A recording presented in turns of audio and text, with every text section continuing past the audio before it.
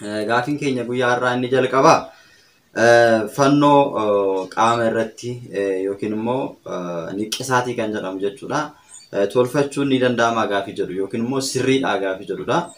Namoonni baay'een harka isaanii irratti fuula isaanii irratti ta'uu danda'a. Baadiyyaatti yaadatti yoo ta'e kurraaziin yommuu boba'u aarri kurraazii sun maal ta'a in kuufama. Kuufama aara kurraazii sana cilee sana fuudhanii limmoo baay'ee bitanii limmoo sanaatiin egaa namoonni tumaa sana hojjetan nama sana irratti morma keenya irratti kaawwachuun hin danda'ama jechuudha. Fannoo Kiristoos baachuun hin danda'ama. Gara gaafii lammaffaatti gaafa darbinu namni tokko yommuu biyya jiru gaabbii kan gale abbaa gaabbii isaatti gaabbii himatee sababa adda addaatiin immoo iddoo gaafa jijjiirrate immoo gaafa achii deeme abbaa gaabbii biraatti yoo cubbuu isaa himachuu barbaade gaabbii kanaan dura biyyatti yookiin iddoo biraatti gaabbii gale sana yookiin abbaa gaabbii isaatti himate sana irra deebi'ee himachuun dirqamadha gaafii jedhudha. Inni kun dirqamu abbaa gaabbii jijjiirrachuun ni danda'ama gaafii jedhudha jechuudha. Namni tokko abbaa gaabbii daa'imoonni yookiin immoo ijoolleen dhalatanii jechuudha. Mucummaa Sillaasee erga fudhataniin booddee guyyaa sana gara manaatti yommuu galan biddeena irra kaa'u. Erga sanaatiin booddee biddeena sanarra kaa'anii mucaa sana biddeena sana jalaa fuudhu. Kan nyaatanis jiru jechuudha biddeena sana jalaa fuudhanii. Inni kun mana amantaa keenya bakka bu'aa kan jedhudha. Gara gaafii biraatti darbina. Marsaan laggoo osoo nurra jiru tsabala dhuguu dandeenya gaafii jedhu gaafattee jirtu obboleettiin keenya jechuudha. Yeroo baay'ee daa'imni tokko guyyaa boruu mucummaa Sillaasee fudhatti yoo jedhani galgala sana rifeensa mataa ishii irraa aadu. Inni kun akka mana amantaa keenyatti fakkeenya maalii qaba kan jedhudha.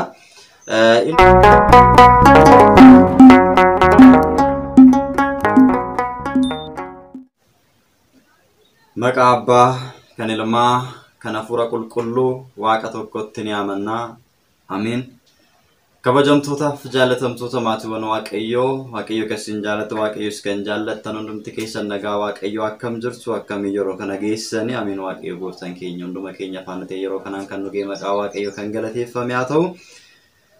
Guyyaa har'aa kana egaa akka fedhaaf jaalala Waaqayyootti gaafii karaa koomentiitiin isin gaafattan deebii kan isiniif laannu ta'a waan ta'eef yoo hanga xumura sagantaa keenyatti yoo nu hordoftan qophii keenya irraati waan baay'ee barachuu dandeessu. Araarsummaan haadha keenya dubaroo Maariyaam eegumsi ergamootaa kadhannaan qulqulloota hunduma keenya hunduma keessan faanaa ta'u kallattiidhumaan gara qophii keenyatti darbina. Egaa sagantaan kun kan isinii dhiyaachaa ture gama chaayinaalii lamaati. Inni kun jechuudha gola faarfannaati. Chaayinaaliin biraa immoo dhangaa lubbuu kan jedhamu jira jechuudha. Dhangaa lubbuu kan jedhu walirratti hidhamee waan jiruuf gadi buutanii sabiskiraayib gochuudhaan dhangaa lubbuu irraayis gaafiiwwan isin yeroo hunda gaafattanii fi namoonni hedduun gaafatan deebiin achirratti laatamee jira waan ta'eef gadi bu'uudhaan hanga dhumaatti yoo hordoftan gaafii keessaniif deebii hedduu argachuu dandeessu. Osoo hin gaafatin dursa gaafiiwwan namoonni gaafatan kan keessanii wal fakkaachuu danda'a waan ta'eef duubatti deebitanii yoo hordoftan deebii argachuu dandeessu. Isiniin jecha kallattiidhumaan gara qophii keenyatti darbina. Gaafiin keenya guyyaa har'aa inni jalqabaa fannoo qaama irratti yookiin immoo niqqisaatii kan jedhamu jechuudha. Tolfachuun ni danda'ama gaafii jedhu yookiin immoo sirriidha gaafii jedhudha. Namoonni baay'een harka isaanii irratti fuula isaanii irratti ta'uu danda'a, qaama isaanii irratti ta'uu danda'a. Niqqisaatii kan jedhamu yookiin immoo karaa biraatiin immoo tumaallee jedhama. Namoonni baay'een tumaallee jedhanii kan tumatan jira jechuudha. Fannoo niqqisaatii yookiis immoo qaama ofirratti fannoo kaasuudhaan namoonni yeroo baay'ee hin fayyadamu. Inni kun sirriidha kan jedhudha jechuudha. Isa dura garuu mee wantoonni bifa kanaan wal qabatan niqqisaatii waan jedhamu kanaan wal qabatan hawaasa keessatti maal fakkaatu jennee yoo laalle niqqisaatiin inni jedhamu kun afaan Amaariffaatiin gama Oromiffaatti gaafa jijjiirru tumaa jedhama. Tumaan kun eessarraa jalqabaa namoonni jalqabaa ilkaan isaanii yommuu tumatan argina jechuudha. Ilkaan isaanii kana gaafa tumatan iddiddii ilkaan isaanii kana jechuudha kan isaan tumatanii. Kanas immoo maaliidhaaf fayyadamu bareedaaf jedhaniiti kan isaan fayyadaman jechuudha. Baadiyyaatti yaadatti yoo ta'e kurraaziin yommuu boba'u aarri kurraazii sun maal ta'a in kuufama. Kuufama aara kurraazii sana cilee sana fuudhanii limmoo baay'ee bitanii limmoo sanaatiin egaa namoonni tumaa sana hojjetan nama sana irratti ni tumu yeroo sana qaamni isaa siin dhiiga jechuudha. Karaa kanaatiin namoonni yeroo baay'ee yommuu isaan miidhamaa ta'an argina. limmoowwan gabaarraa bitaman sana seeraan daffisuu dhiisuudhaan dhukkuba HIVtiin karaa adda addaan dhukkuba daddarboo ta'anii ni qabama. Lammaffaan immoo dhiigni nama sanaallee yommuu dhangala'u hir'ina dhiigaallee kan itti fide jiraachuu danda'a. Gama biraatiin gaafa laallu egaa inni kun miidhaa guddaa ni qaba. Namoonni garuu faayidaa qaba jedhaniiti kan isaan tumatanii yeroo baay'ee jechuudha. Boqoo isaan irratti asii kaastanii yoo laaltan keessumattuu dubartoonni jechuudha ofirratti tumaa hojjetu jechuudha kan irraan banne jechuudha fuula isaan irratti kanafu waan akkasiin argitu jechuudha keessumattuu naannoo baadiyyaatti wanta akkasiin mul'ata yeroo baay'ee. Dabalata kun naannoo keenyatti yookiis immoo uummata keenya wal qabatee wanta jirudha jechuudha.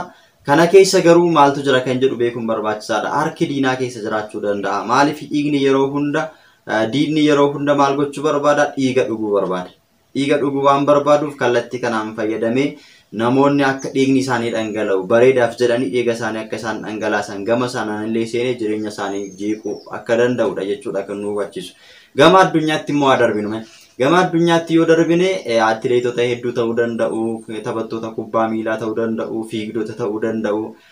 Akka addunyaatti yoo laaltan baay'ee kan isin gaddisiisu dugda isaan irratti, laphee isaan irratti, harka isaan irratti, qaama isaanii guutuu irratti wantoota garaagaraa fakkiiwwan garaagaraatti kan irratti argitan.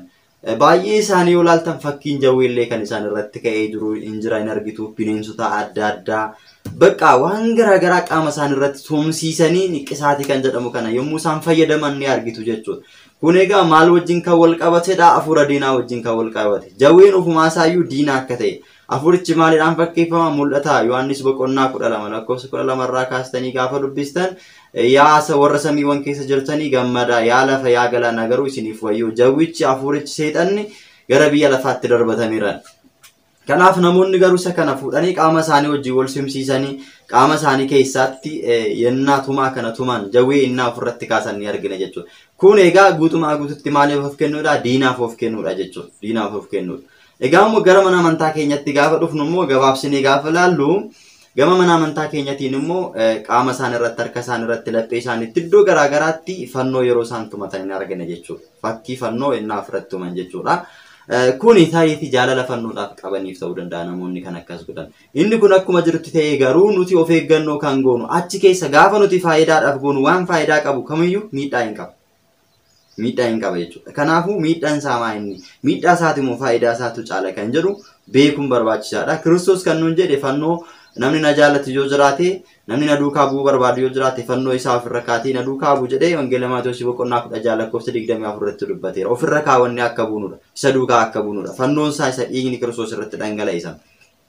Akka nuti isa ofirra kaawwannee duukaa buunu barbaade malee akka nuti tumannu hin barbaanne kuni egaa jaalalli namoonni fannoodhaaf qaban jedhamee fannoodhaaf jaalala ibsuudhaaf jedhamee namoonni uffata isaan irrattis qaama isaan irrattis yennaa fannoo tuman adda isaan irrattis yennaa fannoo niqqisaatii kan hojjetatan ni argina jechuudha.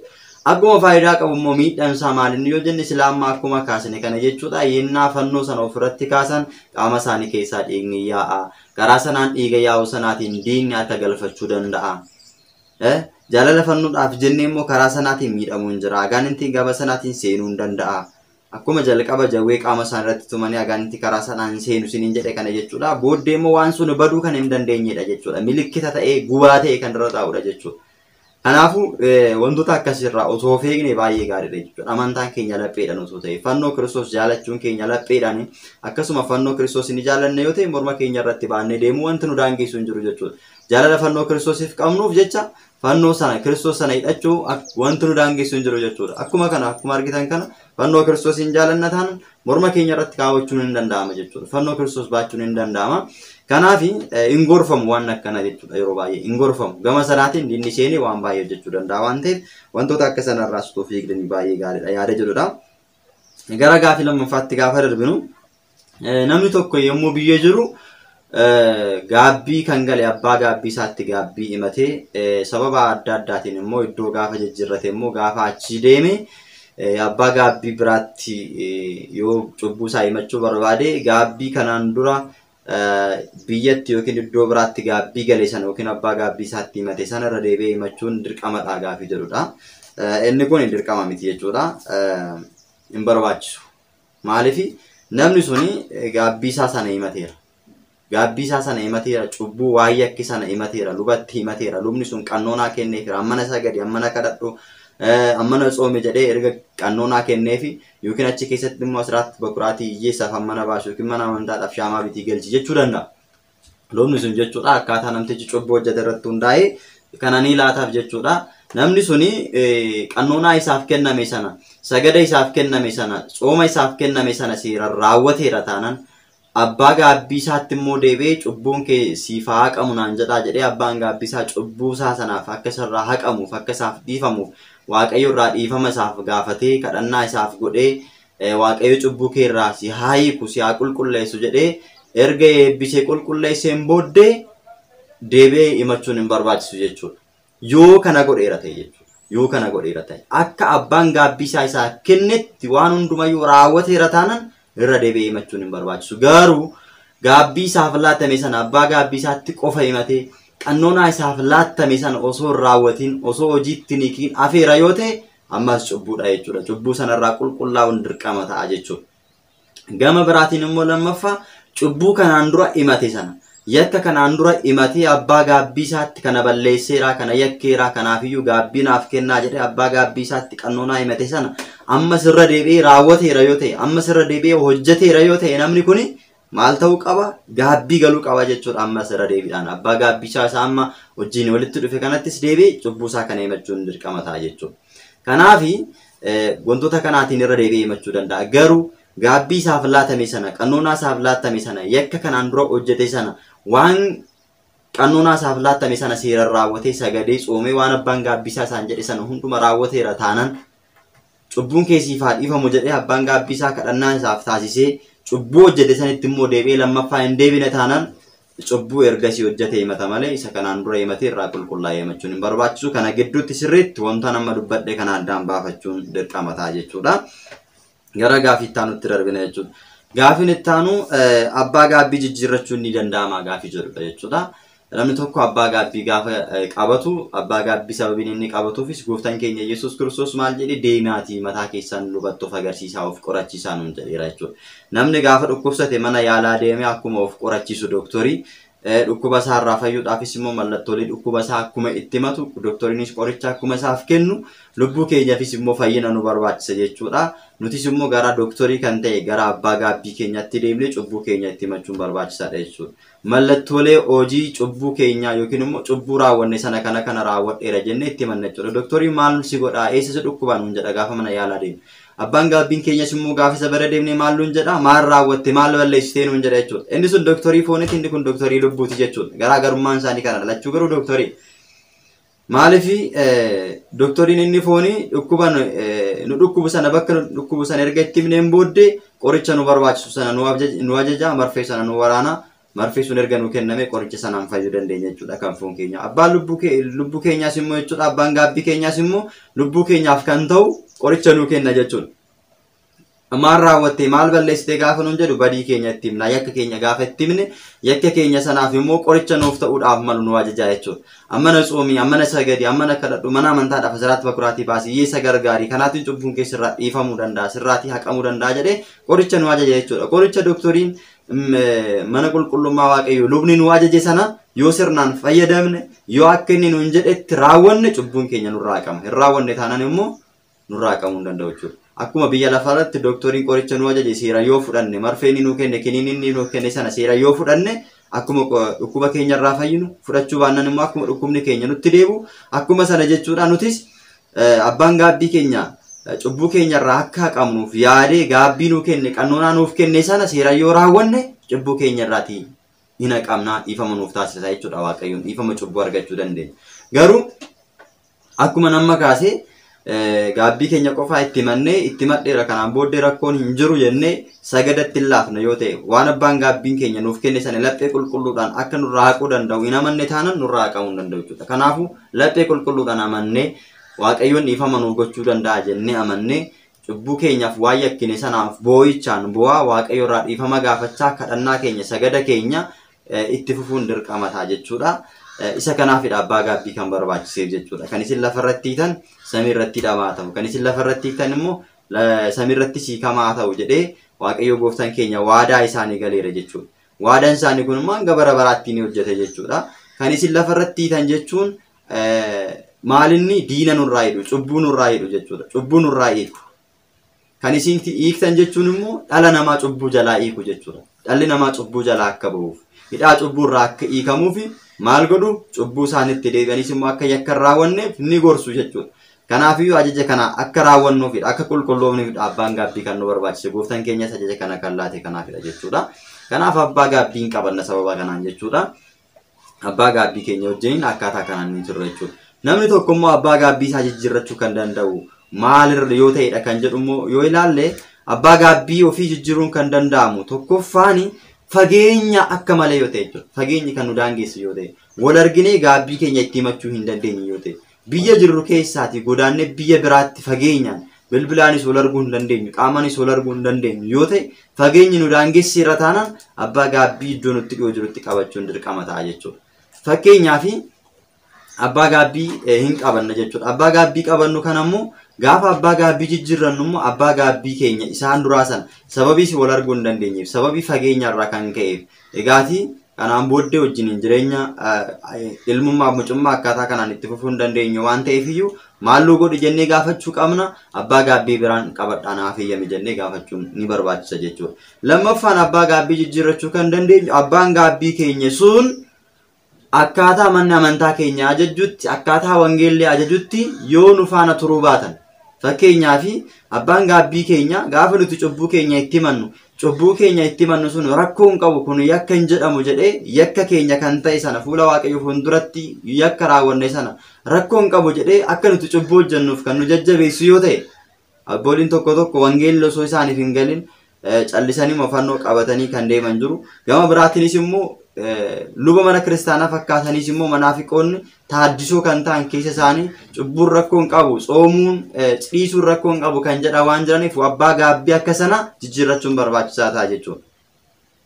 Darbee immoo abbaan gaabbii tokko tokko namoota baay'ee kan qunnamu fedha foonii keessumattuu shamarran wajjin jechuudha. Abbaa gaabbii fakkeessaniitu jechuudha. Abbaa gaabbii isaaniif ta'uu fakkeessanii waa'ee lubbuu isaanii gorsuu caala akka isaan cubbuu biraa keessa seenan kan jajjabeessan jiru jechuudha. Baay'een isaanii jechuudha. Fedha foonii akka isaan faana raawwatan kan barbaadan jiru. Kan biraa immoo qarshii akka isaaniif kennan, gaabbii galchaniif qarshii akka isaaniif kaffalan kan barbaadan jiru jechuudha. Isaan kun mana amantaa keenya bakka hin bu'an warra akkas godhan kun. Ortodoksii tawaahidoo bakka hin bu'an jechuudha isaan kun. Warra garaadhaaf deeman, warra fakkeessanii deeman, taaddisoo warra ofiin jedhanidha. Garuu fannoo Kiristoos warra baatan malee, qoobii sana uffatan malee, kaawwatan sana malee hojiirra warra hin jirredha. Fakkeenyaaf seenaa qulqulluu Mikaa'el keessatti jechuudha Afoomiyaa yoo kaastan diinni monoksee fakkaatee ganama barii mana Afoomiyaa deemee maal godhe? Kadhannaan keessiif dhaga'ameera, hin tsoominii, hin sagadinii, hin kadhatinii, abbaan manaa kee erga sirraa boqotee immoo abbaa manaa biraatti eerumii rakkoo hin qabu, asiraata bakkuraatii baastee qabeenya kee mana qulqullummaadhaaf kennitee hin fixiin jedhee gaafa yaada kana itti dubbatu maal jetteeni Afoomiyaan? Maa inni abbaa uffannaa keessan yoon ilaalu monoksee isin fakkeessa, dubbiin keessan garuu waan monoksummaa mitiiti, nama kamiyyuu isin hin fakkeessu, hojii diinaa isin fakkeessa. Maa inni gaafa jettuun diinichi hin qaana'e jechuudha. Kanaafiyyuu uffata monoksee uffatanii monoksee fakkaatanii fannoo Kiristoos qabatanii luboota fakkaatanii kan deddeebi'an waan jiraniif abbaa gaabbii akka sanarraa hariiroo ofii irraa fagaachuun barbaachisaa ta'a jechuudha. Yoo warra akkasii ta'an adeemsa akkasii kan deeman yoo ta'e abbaa gaabbiiti ani gaabbii siif kenna jedhanii waan akkasii kan raawwachuudhaaf yaadan gara cubbuutti kan nama galchuu yaadan cubbuurra nama hiikuu caala kan deeman yoo ta'e abbaa gaabbii akkasii jijjiirrachuun barbaachisaadha, dirqama ta'a jechuudha. Sababiin isaa gaabbiin kan galamu qarshiin kaffalameetii miti jechuudha. Abbaa gaabbii ofiiti namni tokko mucaan tokko abbaadhaaf waa yaadu ofii yaadee gochuufii danda'a. Ofii yaadee waan isa barbaachisu raawwachuufii danda'a malee dirqamaan kana naa godhi jedhee abbaan gaabbii isin dirqisiisuu jira taanaan waan akkasii sirrii miti jechuudha. Isa kanadha sababiin abbaan gaabbii jijjiirramuuf jechuudha. Inni biraan amala isaarra amalli isaa badaa ta'a yoo ta'e, hin dhugaa yoo ta'e, ofiyyuu cubbuu nuti hojjennu caalaa hin dhugaa yoo ta'e, hawwii garaagaraa keessa seena yoo ta'e, bakka hin taane itti kufa yoo ta'e, abbaan kun nuufiyyuu abbaa ta'uu miti ofiisaa yoo jiraachisuu yookiin immoo of sirreessuu hin dandeenye jechuudha. Namni akkanaa deemee amala ofiisaa qabu nama barsiisa waan ta'eef abbaan hin dhugaa yoo ta'e mucaasaa akka dhugu taasisa.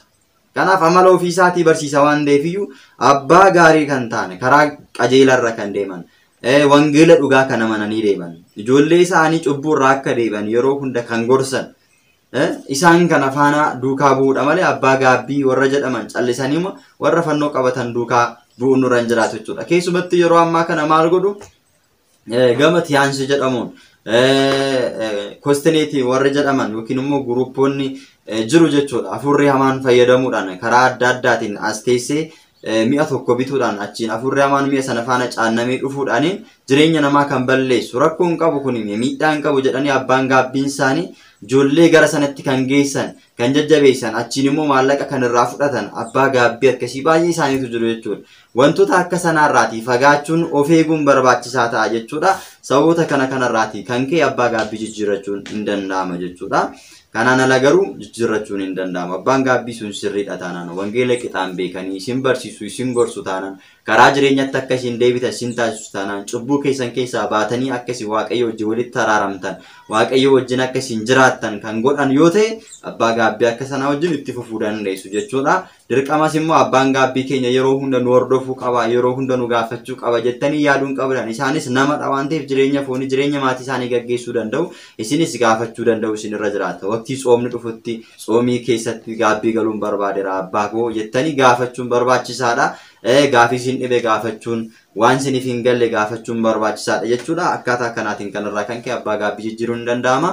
Kan jijjiiruu hin dandeenye immoo sirnaan qixaatiin isin barsiisu taanaan jijjiiruun hin barbaachisu jechuudha. Isa kana fakkaata jechuudha. Gara gaafii itti aanutti yoo darbinu daa'imoonni yookiin immoo ijoolleen dhalatanii jechuudha. Mucummaa Sillaasee erga fudhataniin booddee guyyaa sana gara manaatti yommuu galan biddeena irra kaa'u.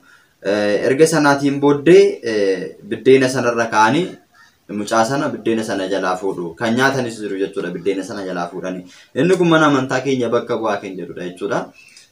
Egaa akka mana amantaa keenyatti hanga yoonaatti ani jechuudha mana amantaa keenya bakka bu'aa kan jedhu abbooliin akkasitti nu barsiisanis hin jiran abbootiin akkas taasisanis hin jiran jechuudha. Namoonni sariitii dhimma dhuunfaatiin yaada mataa isaaniitiin aadaadhaan wal qabsiisanii waan akkasii gochuu danda'u jechuudha. Namoota tokko tokko gaafii kana akkan gaafadhetti maal jedhu mucaa sana fuudhanii gaafa sana biddeena irra kaa'uun biddeena sana immoo deebisanii nyaachuun fakkeenya maalitti jedhanii yaadu mucaa kanaa fi biddeenni waan hundarrayyuu guddaadha. Namni kamiyyuu jiraachuudhaaf biddeena isa barbaachisa nyaata isa barbaachisa waan ta'eefiyyuu mucaa kana biddeenni isaa guddatu biddeenni isaa isaaf haa bal'atu waaqayyo isaa guddisu biddeena bal'aa argatu jedhameeti biddeen irra ciibsu jedhamee yaadama jedhaniitu kan namoonni tokko tokko jechuudha yaada mataa isaaniirraa kaanii kan ibsani. Nyaachuun sun immoo maal bakka bu'aa gaafa jennu mucaan sun gaafa guddatu biddeenni isaa gaafa isaa bal'atu baratee nama guddaa gaafa ta'u maatii isaa gargaara. Maatii isaa biddeena isaa sana immoo maatii isaanii deebi'anii nyaatuudhaan akka sanitti kan amanan akka sanitti kan yaadan jiru. Garuu mana amantaa keenya keessatti kana bakka bu'a jedhanii abbootiin mana amantaa keenya sun barsiisnee seerri mana amantaa keenya san gayyuunatti kan nu gorsu hin jiru. Namoonni fedha isaanirraa yookiin immoo itti yaadanii kan ta'uu danda'a jedhanii kan godhan irraan ala hiika adda biraa amma yoonaatti hin argine jechuudha akka mana amantaa keenyatti.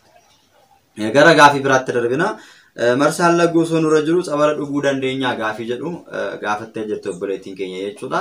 Yeroo baay'ee gaafii kana deebisneerra jechuudha. Karaa dhangaa lubbuutiin gaafiin kun deebi'eera. Sirriitti irratti dubbatameera jechuudha. Karaa dhangaa lubbuutiin seentanii chaayinaalii kana jechuudha. Linkii isaa isiniif hanqaa jechuudha. Karaa chaayinaalii dhangaa lubbuutiin seenaati jechuudha. Abbaa keenya lubaa yaalaa wajjin gaafii kana deebii kana deebisneetu jira jechuudha. Namni tokko Marsaan Laggoo gaafa irra jiru maal gochuu qaba kan jedhu maal irraa dhoowwama kan jedhu maal irraa immoo dhoowwama kan jedhu bal'inaan barnoota bal'aadha achi keessatti kan keenya jechuudha. Viidiyoo isaa mata duree irra isiniin ka'a linkii isaa isiniif hanqaa achiin seentanii akka ilaaltan jechuudha. Isiniin affeera gaafiidhuma. Daa'imni tokko guyyaa boruu mucummaa Sillaasee fudhatti yoo jedhani galgala sana rifeensa mataa ishee irraa aadu. Inni kun akka mana amantaa keenyatti fakkeenya maalii qaba kan jedhudha. Inni kun illee jechuudha fakkeenya inni qabu inni guddaan jechuudha. Daa'imni tokko mucummaa Sillaasee fudhatte jechuun Sillaasee irraati mucummaa argatteetti Sillaasee irraati dhalatteetti jechuudha. Maal jedha namni dhaloota lama qaba. Dhaloonni inni tokko abbaa fi haadha isaa irraati dhaloota foonii dhalata. Dhaloonni lammaffaan immoo bishaanii fi hafuura qulqulluu irraati dhalatee mucaa waaqayyo ta'a jechuudha. Wangeela Yohaannis boqonnaa 3:5 irratti gaafa dubbistan dhugumaan isiniin jedha bishaanii fi hafuura qulqulluu irraati lammaffaa dhalachuu baannaan maaliin taatan jedha. mootummaa waaqayyoon galtan mootummaa waaqayyoon dhaaltan jedha jechuudha. Kanarraa kan ka'e Niqoodimoos namni erga dhalatee guddateen booddee akkamittiin deebi'ee garaa haadha isaatti lammaffaa dhalata jedhee gaafiin kun waan isaaf hin galleefillee gooftaa keenya Yesuus Kiristoos deebisee gaafateera jechuudha. Kana jechuun egaa namni lammaffaa deebi'ee garaa haadha isaarraati yookiin immoo gadameessa haadha isaatti deebi'ee dhalata osoo hin taane bishaanii fi hafuura qulqulluurraati dhalatee mucaa waaqayyoo ta'a jechuudha. Namni haadha fi abbaa isaarraa fooniin gaafa dhalatu mucaan sun gaafa dhalatu rifeensa hin qabu daa'imadha erga dhalateen booddee maal ta'a rifeensa biqilchee rifeensa baasa jechuudha. Amma immoo lammaffaa maal ta'uudhaaf dhalachuudhaaf eenyurraa dhalachuudhaaf Sillaasirraa dhalachuudhaaf dhaloota isa kam dhaloota isa lammaffaa dhalachuudhaaf guyyaa dhiirota 40tti dubaroota 80tti dhaloota lammaffaa dhalachuudhaaf jechuudha. Dhaloonni immoo namni dhalatu tokko immoo oomtuu irra hin jiru jechuudha. Garaa haadha kiyya keessaa qullaa koon ba'e gara biyyoottis qullaa koon deebi'e jedhee yoo bakkuma dubbate namni kun gara kanatti gaafa dhufu dhalootaan gaafa dhufu qullaadha jechuudha. Kanaafuu namni qullaa ta'e kun immoo hafuura qulqulluudhaan bishaanichaan maqaa Sillaasitiin guutuu akka ta'uuf fakkeenya kanaafidha malee waan biraa miti jechuudha. Guutuu akka ta'uufidha jechuudha. Dhaloota waan ta'eef namni dhalatu qullaa isaa dhalataa gaafa dhalatee immoo deebi'ee guutuu ta'a jechuudha ergasiin booddee. Kanaaf namni bishaanii fi hafuura qulqulluurraa dhalachuu baannaan mootummaa waaqayyoo hin dhaalu kan jedhameef kanaafidha jechuudha. Seera uumamaa boqonnaa 1 lakkoofsa 2 irratti gaafa dubbistan hafuurri waaqayyoo bishaan irra buleedha. Hafuura waaqayyoo santu bishaan irra jira. Hafuura waaqayyoo bishaan irra jiru sanaatiin abbooliin keenya maqaa abbaa ilmaa hafuura qulqulluutiin eebbisanii bishaan qulqulluu hafuura waaqayyoo irra bule sana mucummaa Sillaasee argannaa jechuudha. Ijoollee waaqayyoo taana jechuudha. Dhalachuun keenya immoo qullaa dhalanneen booddee immoo waan hundumaa arganne mucummaas arganne kennaas arganne jechuudha. Erga dhalanneen booddeedha mucummaa kan argannu. Abbaas kan argannu, haadhas kan argannu, abbaa keenyas jennee kan waamnu jechuudha. Kanaafuu gara addunyaatti gaafa dhufnu qullaa keenya dhufne erga dhalannee qullaa keenya dhalanneen booddee kennaa arganne jechuudha. Kennaan kennamu sun immoo hafuura qulqulluudhaatiin kan kennamu waan ta'eef jechuudha. Fakkeenya kanaatiif malee hiika adda biraa hin qabu jechuudha. Egaa kana fakkaata chaayinaalli kun kan keessanidha. Namni baay'een ittiin wangeela baratee karaa jireenyaatti akka deebi'uuf jechuudha gahee keessan ba'uu qabdu isinis sabiskiraayib sheer gochuudhaan chaayinaalii kana wajjin taanii haa guddisnu gaafii isiniif hin galle yoo jiraate ammas karaa koomentii gaafattanii isiniif deebisna waan ta'eef jechuudha. Chaayinaalii dhangaa lubbuu irratti jechuudha warra achirra hin jirre gara sanitti dhuftanii achirraa sagalee waaqayyoo barachuu dandeessu. Gaafiiwwan hedduun achirratti ka'aa jiru gaafiiwwan sanaaf immoo isin barnoota guddaa argachuu dandeessu waan ta'eef sagantaa biraatiin hanga walitti deebinutti nagaan tura wasbaatee Egzaabeer wala walaadichu dingil wala masqaluu kibiri qoyyan amiin.